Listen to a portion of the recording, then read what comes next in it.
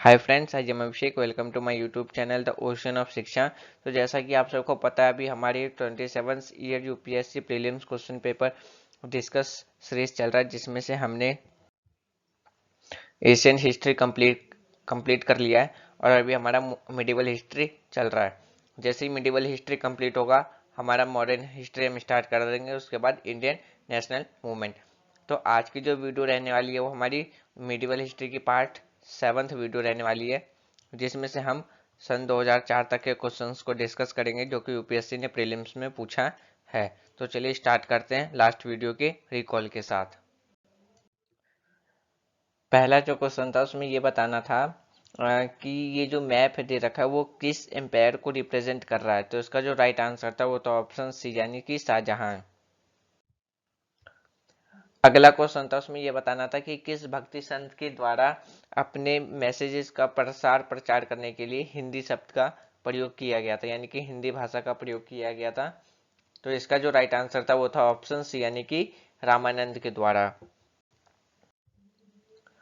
अगला जो क्वेश्चन था उसमें ये बताना था कि जो मिडिवल इंडिया के, यानी कि जो मिडिवल इंडिया रेफरेंस के अंदर में किस जो रूलर थे उनसे रिलेटेड जो स्टेटमेंट दिए गए हैं उसमें से कौन सा करेक्ट है। तो इसका जो राइट आंसर था वो था ऑप्शन ए, यानी कि अलाउद्दीन खिलजी के द्वारा ही एक सेपरेट डिपार्टमेंट सेटअप किया गया था, किससे, तो स्लेब से रिलेटेड। इसलिए जो ऑप्शन ए है वो हमारा राइट आंसर था। अगला जो क्वेश्चन है उसमें ये बताना था कि जो शाहजहां के द्वारा बल्क कैंपेन चलाया गया था उसका मेन मोटिव क्या था। इसका जो राइट आंसर था वो था ऑप्शन ए, यानी कि जो बल्क और बदाख्शान में जो वो शाहजहां के जो फ्रेंडली रूलर थे उनको क्या करना था, तो सेफ सिक्योर करना था, जो कि काबुल के बॉर्डर पर थे। तो इसका जो राइट आंसर था वो था ऑप्शन ए। अगला जो क्वेश्चन था उसमें ये बताना था कि जो मोहम्मद बिन तुगलक ने दिल्ली छोड़ दिया था और 2 साल तक स्वर्गद्वारी नामक शिविर में चले गए थे। कारण ये बताया गया है कि उस समय दिल्ली प्लेग से तबाह हो गया था और बहुत से लोग मारे गए थे। तो इसका जो फ्रेंड्स राइट आंसर है वो है ऑप्शन ए, ना कि ऑप्शन सी। ये गलती से मिस्टेक हो गया। तो इसका जो राइट आंसर था वो था ऑप्शन ए, यानी कि हमारा अभिकथन यानी कि जो स्टेटमेंट दिया है वो भी सही है और उसका जो एक्सप्लेनेशन है, रीजन है, वो भी हमारा सही है। अगला जो क्वेश्चन था उसमें ये बताना था कि इतिहासकार बर्नी ने दिल्ली के सुल्तानों के अधीन भारत के राज्यों को वास्तव में इस्लामिक कंट्री, यानी कि इस्लामिक मानने से क्यों इनकार कर दिया था। तो इसका जो सही आंसर था वो था ऑप्शन सी, यानी कि सुल्तान ने अपने नियम बनाकर मुस्लिम कानूनों को पूरक बनवाया था। अगला जो क्वेश्चन है उसमें यह बताना था कि जो भारतीय इतिहास में जो सूफीवाद के संदर्भ में जो निम्न स्टेटमेंट दिए गए तो उसमें से कौन सा स्टेटमेंट सही है। पहला स्टेटमेंट कह रहा है कि जो शेख अहमद सरकंडी इब्राहिम लोदी के समकालीन थे। दूसरा स्टेटमेंट कह रहा है कि शेख नसरुद्दीन चिराग एल दे दे लावनी दे लावनी शेख निजामुद्दीन औलिया के शिष्य थे। तीसरा स्टेटमेंट कह रहा है औरंगजेब शेख सलीम चिश्ती का समकालीन था। और चौथा स्टेटमेंट कह रहा है कि सूफियों ने कादरी आदेश को पहली बार भारत में शेख नियामुतुल्लाह द्वारा पेश किया गया था और मुकदम मोहम्मद के द्वारा इसे पेश किया गया था। यानी कि जो चौथा स्टेटमेंट कह रहा है वो ये कह रहा है कि जो सूफियों के जो कादरी आदेश थे वो पहली बार भारत में किसके द्वारा, तो नियामुतुल्लाह द्वारा और मकसूद मोहम्मद जिलानी के द्वारा पेश किया गया था। तो इसका जो राइट आंसर था वो था ऑप्शन डी, यानी कि हमारा सिर्फ दूसरा और चौथा ही स्टेटमेंट क्या था, तो करेक्ट था। अगला जो क्वेश्चन था उसमें एक स्टेटमेंट दिया हुआ है और दूसरा उसका रीजन दिया हुआ है। ऑप्शन के अकॉर्डिंग बताना था कि इसका राइट आंसर क्या है। तो स्टेटमेंट जो है वो ये कहता है कि जो सम्राट अकबर ने विशाल सेना लेकर के 1581 में अफगानिस्तान की ओर प्रस्थान किया था। उसका कारण ये है कि वह मध्य एशिया में अपने पैतृक देश फरीगी योहाना को पुनः प्राप्त करना चाहते थे। तो इसका जो राइट आंसर था वो था ऑप्शन सी, क्यों? क्योंकि जो अकबर थे उनके द्वारा जो अपनी विशाल सेना को लेकर के अफगानिस्तान की ओर प्रस्थान किया था, तो वो अपने पूर्वजों का मतलब कि जो फर्गी जो हाना थे उन्हें प्राप्त करने के लिए नहीं, बल्कि काबुल को जीतने के लिए। इसलिए हमारा जो कारण था वो गलत हो गया, राइट आंसर था ऑप्शन सी। अगला जो क्वेश्चन था उसमें भी हमें उसी पैटर्न में दे रखा है, यानी कि एक स्टेटमेंट है और दूसरा उसका रीजन है, तो ऑप्शन के अकॉर्डिंग बताना था इसका राइट आंसर क्या है। तो स्टेटमेंट ये कह रहा है कि जो शाह आलम द्वितीय है उन्होंने अपनी राजधानी से दूर रह करके सम्राट के रूप में अपने जीवन को बिताया था काफी लंबे समय तक। कारण ये है कि उत्तर पश्चिम से विदेशी आक्रमण का खतरा हमेशा बना रहता था। तो इसका जो राइट आंसर है वो है ऑप्शन सी, यानी कि हमारा कारण गलत है लेकिन जो स्टेटमेंट है वो क्या है, सही है। अगला जो क्वेश्चन है वो भी उसी पैटर्न में एक स्टेटमेंट दिया हुआ है और दूसरा उस स्टेटमेंट का रीजन दिया हुआ है, तो हमें ऑप्शन के अकॉर्डिंग बताना था कि इसका राइट आंसर क्या है। स्टेटमेंट ये कह रहा है कि जो सालोबा नरसिम्हा ने पुराने राजवंश का अंत कर दिया और शाही शीर्षक उपाधि ग्रहण किया था। कारण ये बता रहा है वह राज्य को और अधिक पतन की ओर नहीं ले जाना चाहता था, इसलिए उसने ऐसा किया। तो इसका जो राइट आंसर था वो था ऑप्शन सी, यानी कि हमारा इसमें भी कारण गलत है लेकिन स्टेटमेंट सही है। कारण इसलिए गलत है कि वो राज्य के पतन की ओर से बचाने के लिए नहीं, उसने राज्य की सत्ता के लालच में उसने ऐसा किया था, इसलिए हमारा वो कारण गलत हो गया था। अगला जो क्वेश्चन था वो भी उसी पैटर्न में था, जिसमें हमें एक स्टेटमेंट और दूसरा उस स्टेटमेंट का रीजन दिया हुआ है। ऑप्शन के अकॉर्डिंग बताना था कि इसका राइट आंसर क्या है। तो पहला स्टेटमेंट ये कह रहा है कि मराठा भारत में सबसे मजबूत देशी शक्ति के रूप में उभर कर निकले मुगल साम्राज्य के पतन के बाद। और कारण ये है कि मराठा पहले व्यक्ति थे जिनके पास एक संयुक्त भारतीय की स्पष्ट अवधारणा थी, राष्ट्र की स्पष्ट अवधारणा थी। तो इसका जो राइट आंसर था वो था ऑप्शन सी, यानी कि हमारा रीजन गलत है लेकिन स्टेटमेंट क्या है तो सही है। तो फ्रेंड्स ये था हमारे लास्ट वीडियो का रिकॉल। तो स्टार्ट करते हैं हम आज का डिस्कशन। तो आज का जो पहला क्वेश्चन है उसमें ये बताना है कि आलम खान और बाबर को किसके द्वारा बुलाया गया था भारत पर अटैक करने के लिए। ऑप्शन ए है इब्राहिम लोदी के चाचा जो और दिल्ली के सिंहासन के दावेदार। ऑप्शन बी है हमारा इब्राहिम लोदी का कजन ब्रदर यानी कि चचेरा भाई, जो कि अपने क्रूर व्यवहार के कारण देश से निकासित था। तीसरा है दिलावर खान के पिता जिसके द्वारा मतलब जिस पर इब्राहिम लोदी के द्वारा जिस पे क्रूर व्यवहार किया गया था। ऑप्शन डी है पंजाब प्रांत का उच्च अधिकारी जो कि इब्राहिम लोदी के अपने कबीले के व्यवहार से असंतुष्ट था। तो इसका जो राइट आंसर है वो है ऑप्शन बी, यानी कि जो आलम खान और जो बाबर को भारत पर इनवाइट करने के आक्रमण करने के लिए जो इनवाइट किया गया था वो किसके द्वारा किया गया था, तो इब्राहिम लोदी का जो कजन ब्रदर था यानी कि जो चचेरा भाई था, तो उसके द्वारा इन दोनों को आमंत्रित किया गया था भारत पर आक्रमण करने के लिए, जो कि अपने क्रूर व्यवहार के कारण देश से निकासित था। तो इसका जो राइट आंसर था वो था ऑप्शन बी।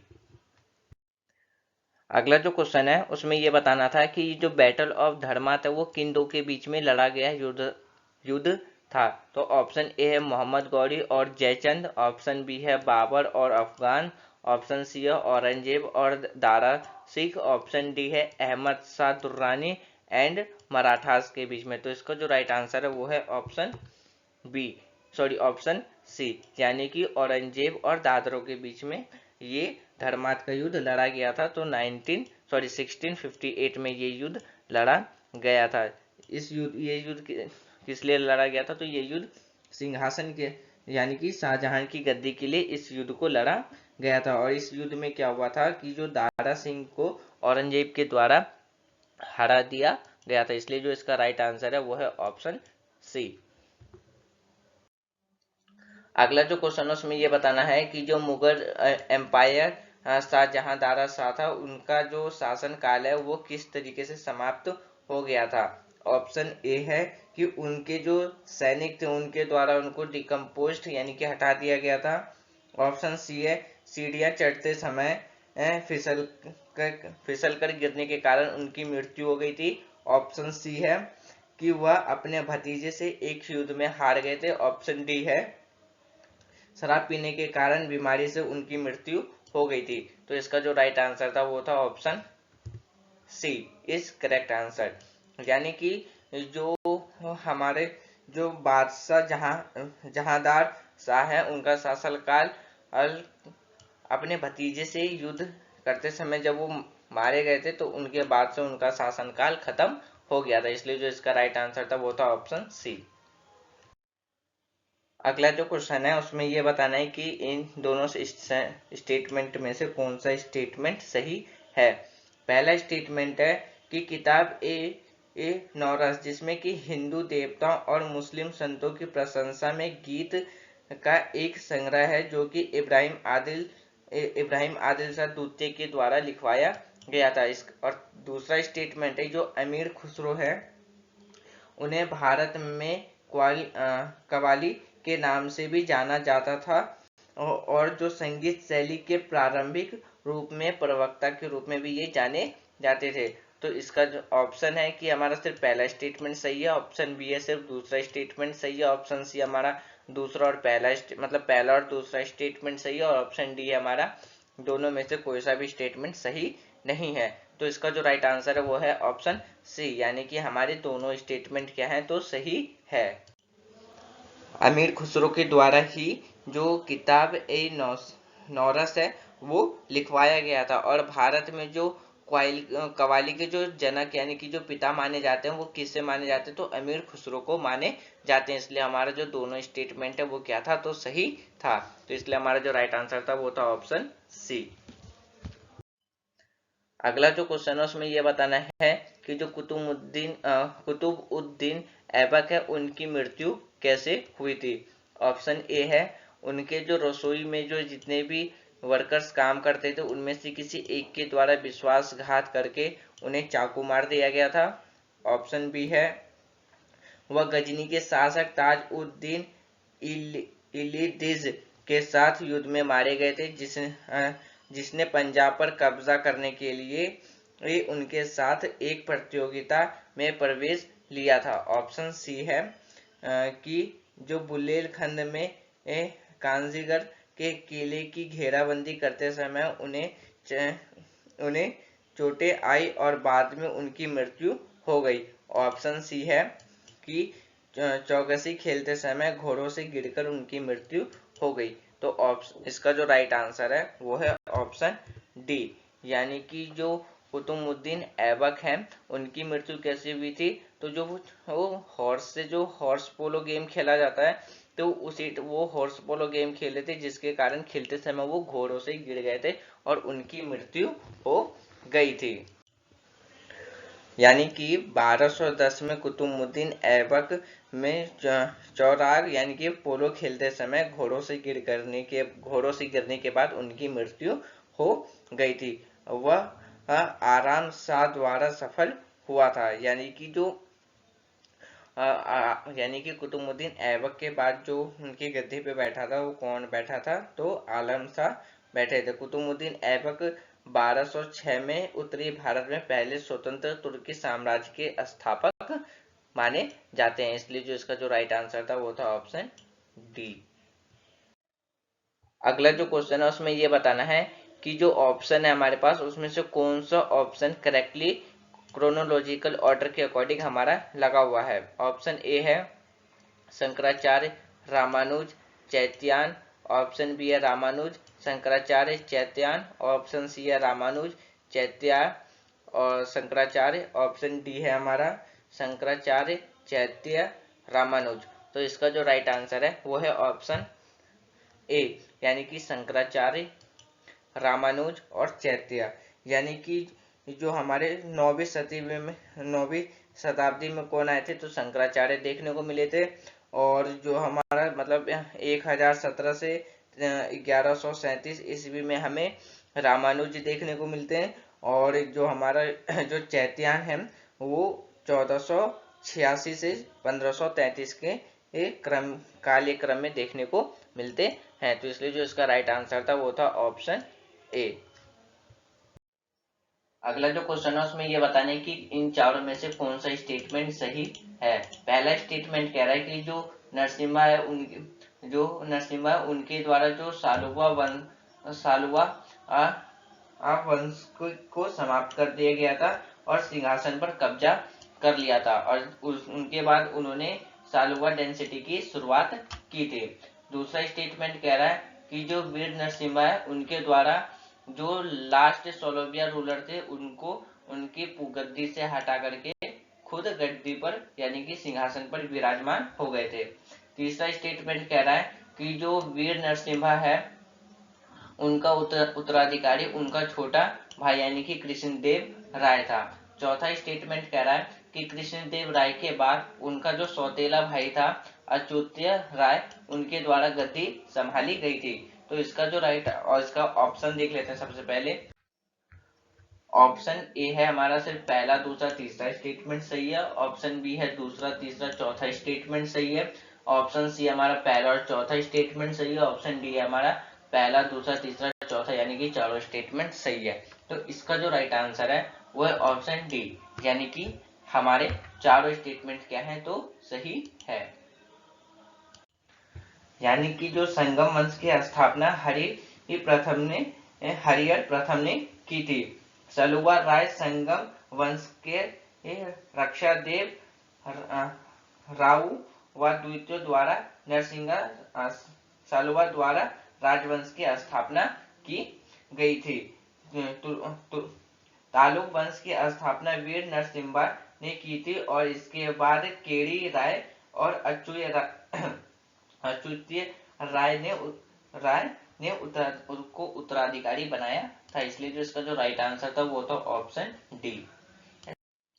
अगला जो क्वेश्चन है उसमें ये बताना है कि दिल्ली सल्तनत में आखिरी तुगलक डेंसिटी का शासक कौन था। ऑप्शन ए है फिरोज शाह तुगलक, ऑप्शन बी है गियास उद्दीन तुगलक शाह द्वितीय, ऑप्शन सी है नासिर उद्दीन मोहम्मद, ऑप्शन डी है हमारा नसरत शाह। तो इसका जो राइट आंसर है वो है ऑप्शन सी, यानी कि नसीर उद्दीन मोहम्मद। जो नसीर उद्दीन मोहम्मद है उन्होंने 1320 ईस्वी से लेकर के ईस्वी में तुगलक वंश की स्थापना की थी। जो नसीरुद्दीन मोहम्मद तुगलक वंश के अंतिम शासक थे कब से कब तक लेकर के, जो कि 1395 से लेकर के 1412 तक ईस्वी में देखने को मिले थे। तो इसलिए जो इसका राइट आंसर है वो है ऑप्शन सी। अगला जो क्वेश्चन है उसमें यह बताना है कि जो अहमदनगर है उनके निजाम शाह का अंत निजाम शाहियों के वंश का अंत कैसे हुआ। ऑप्शन ए है कि अहमदनगर को मुगल साम्राज्य में मिला लिया गया था और हुसैन शाह को आजीविका कारावास में डाल दिया गया था। ऑप्शन बी है कि जो मुगल सैनिकों के द्वारा दौलताबाद के किलों को नष्ट कर दिया गया था और अहमदनगर की निजाम उल मुल्क को मार डाला था। ऑप्शन सी है कि जो फतेह खान के निजाम उल मुल्की ने सिंहासन को हड़प लिया था। और ऑप्शन डी है कि जो 1631 में मुगलों के साथ हुई लड़ाई में मलिक अंबर हार गया और मुगल सैनिकों द्वारा पूरे शाही परिवार को मार डाला गया था। तो इसका जो राइट आंसर है वो है ऑप्शन ए, यानी कि जो अहमदनगर है उसको क्या किया गया था तो मिला लिया गया था किसमें तो मुगल एम्पायर में, और जो हुसैन शाह है उनको लाइफ टाइम के लिए जेल में डाल दिया गया था। और जो कि जो अहमदनगर है वो किसके द्वारा खोजा गया था तो ये खोजा गया था मलिक अहमद, और जो कि निजाम ऑफ शाही डेंसिटी के थे। कब तो ये खोजा गया था 1490 यानी कि 1490 ईस्वी में खोजा गया था। तो इसलिए इसका जो राइट आंसर था वो था ऑप्शन ए। आज का जो लास्ट क्वेश्चन है उसमें ये बताना है कि जो सिख गुरु के संदर्भ में जो हमारे पास 3 स्टेटमेंट है उनमें से बताना है कि कौन सा स्टेटमेंट सही है। पहला स्टेटमेंट कह रहा है कि जो बंदा बहादुर है उन्हें गुरु तेग बहादुर के द्वारा सिख के सैनिक का नेता के रूप में चुना गया था। ऑप्शन बी है कि गुरु रामदास के बाद गुरु अर्जुन देव सिख के गुरु बने थे। ऑप्शन सी है कि गुरु अर्जुन देव ने सिखों को अपनी लिपि गुरुमुखी दी थी। तो ऑप्शन देख लेते हैं इसका। ऑप्शन ए है ओनली 1, ऑप्शन बी है 2 and 3, ऑप्शन सी है 1 and 3, ऑप्शन डी है 1 and 2। तो इसका जो राइट आंसर है वो है ऑप्शन बी, यानी कि हमारा सिर्फ दूसरा और तीसरा स्टेटमेंट क्या है तो सही है। पहला स्टेटमेंट हमारा इसलिए गलत है क्योंकि जो बंदा बहादुर के द्वारा जो एडॉप्ट किया गया था लीडर ऑफ मिलिट्री के रूप में, तो वो किसके द्वारा दिया गया था, तो गुरु गोविंद सिंह के द्वारा दिया गया था, ना कि गुरु तेग बहादुर के द्वारा। इसलिए जो हमारा पहला स्टेटमेंट था वो क्या था, तो वो गलत हो गया, और जो बाकी बचे हमारा दूसरा और तीसरा स्टेटमेंट तो वो प्रॉपरली करेक्ट है। तो फ्रेंड्स ये था हमारा आज का डिस्कशन, जिसमें हमने 2004 तक के एमसीक्यू क्वेश्चंस हमने एशियन हिस्ट्री के डिस्कस किया है, जिसमें कि यूपीएससी ने ऑलरेडी प्रीलिम्स में पूछ चुका है। तो मुझे उम्मीद है कि आपको ये UPSC 27 prelims question paper discuss पसंद आ रही होगी। तो आप अपना जो फीडबैक है वो वीडियो को लाइक या डिसलाइक करके दे सकते हैं। तो thanks for watching friend, take care, जय हिंद।